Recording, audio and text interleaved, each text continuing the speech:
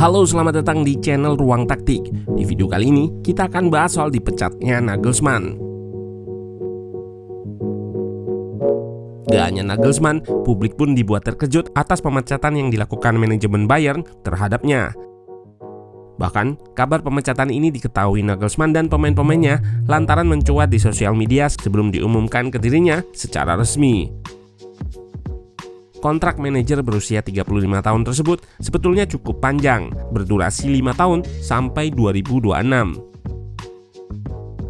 Namun, belum genap 2 tahun, ia dipecat dan digantikan manajer asal Jerman lainnya, yaitu Thomas Tuchel yang juga menganggur sejak September 2022. Nah, kita akan bahas di balik pemecatan ini sekaligus bagaimana prediksi Bayern di bawah asuhan Tuchel. Let's go, kita bahas sama-sama.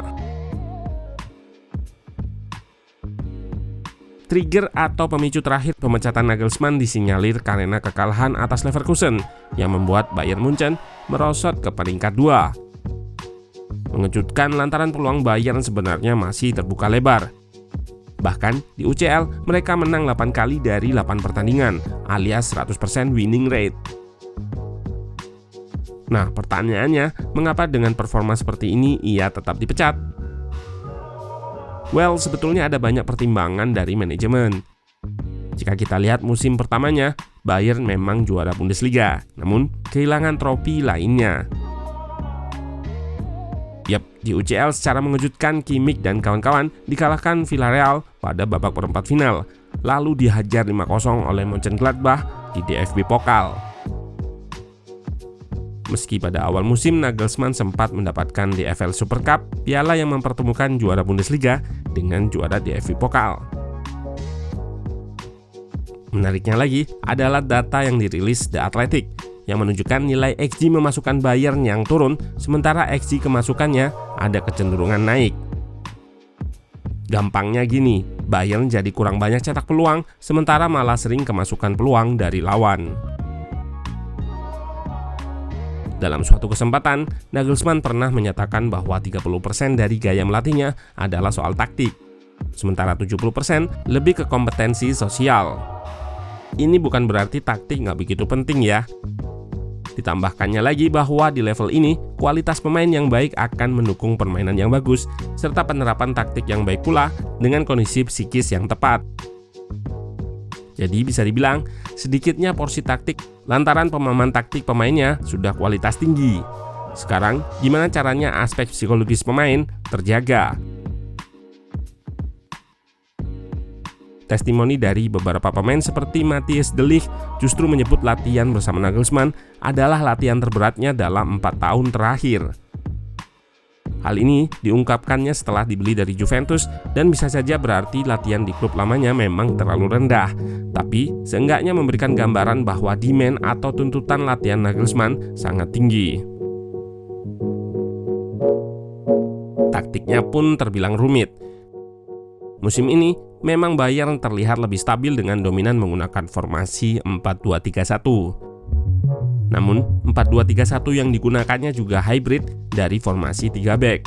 Bisa berubah menjadi 3-4-2-1 atau 3-1-4-2 yang juga mempunyai beberapa shape. Seperti pada laga melawan PSG, Bayern terlihat menggunakan shape 3-1-3-3, padahal formasi dasarnya adalah 4-2-3-1. 4-2-3-1 sendiri digunakan saat bertahan. Namun ketika menyerang, Bayern akan berubah menjadi 3 back dengan winger kiri lebih ke dalam. Winger kanan melebar lantaran fullback kanan nantinya akan jadi center back. Sementara kelebaran di kiri akan diisi fullback kiri yang memang punya atribut menyerang seperti Alphonso Davies. Posisi ini juga nggak statis alias pemain kerap berotasi posisi, bergantung situasi di pertandingan. Ambil contoh Leroy Sané misalnya. Dia berevolusi dan berperan sebagai nomor 10 meski bertipikal winger. Jamal Musiala juga kerap mengisi pos tersebut. Ini membuat pemain harus bisa memerankan banyak role atau peran. Jika kita lihat kembali historinya, Nagelsmann memang cukup menyukai bermain 3 back. Terlihat pada statistik formasi dari The Athletic ini saat di Hoffenheim. Ini yang membuat Nagelsmann menggunakannya juga sebagai formasi hybrid dan gak jarang pula menggunakan sebagai formasi utama, seperti ketika melawan PSG di leg kedua. di mana Bayern bermain dengan sedikit possession dan menggunakan 5 back. Formasi 3 back juga yang dipakai di akhir pertandingan bersama Bayern, di mana timnya dikalahkan Leverkusen dengan skor 2-1. Bukan karena skor, namun di match ini Kimmich dan kawan-kawan terlihat bermain tanpa koneksi di tiap individunya.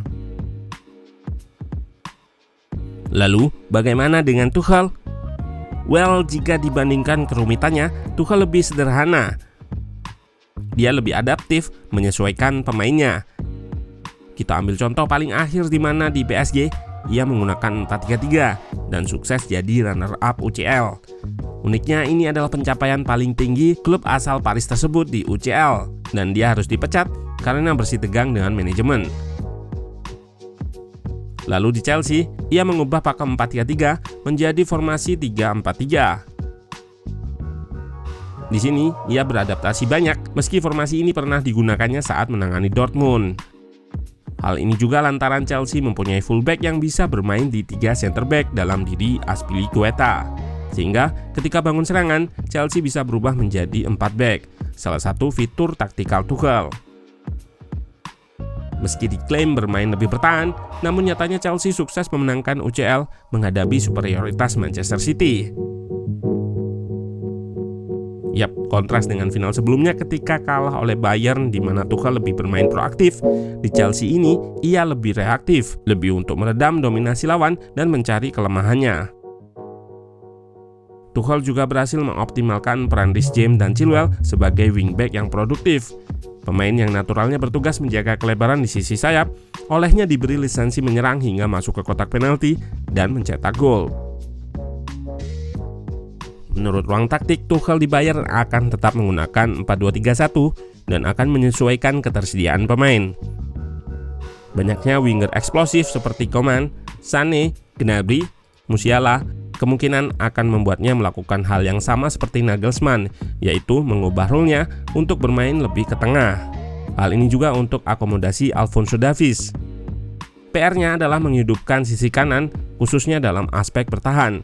Dan yang jelas, ia harus lebih cepat beradaptasi lantaran harus melakoni partai besar versus Dortmund serta perempat final versus Manchester City. Apakah ia akan menggunakan pendekatan yang sama seperti di Chelsea? Menarik untuk kita tunggu. Lalu bagaimana dengan Nagelsmann?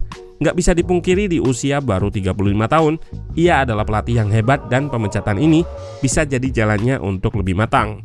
Terutama dalam menghadapi pemain senior, karena masalah ruang ganti juga jadi faktor pemecatannya.